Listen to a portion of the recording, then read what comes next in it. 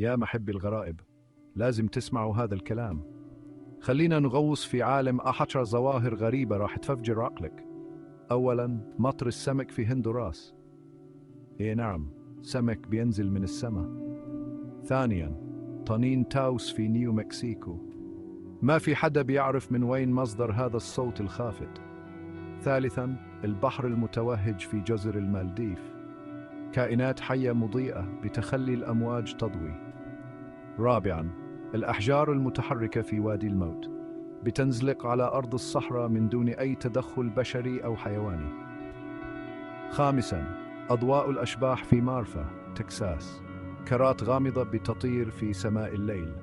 سادساً، شلالات الدم في أنتاركتيكا. مياه حمراء بتدفق من نهر جليدي.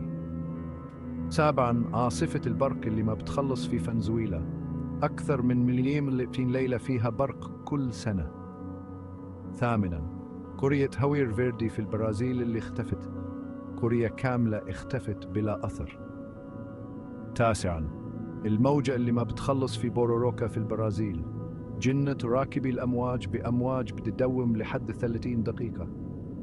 عاشراً، غابة كالينينغراد الراقصة في روسيا. أشجار بتنمو بأشكال ملتوية وغريبة. أي ظاهرة من هذولا فجرت عقلك أكثر شيء؟ اكتب تعليق تحت.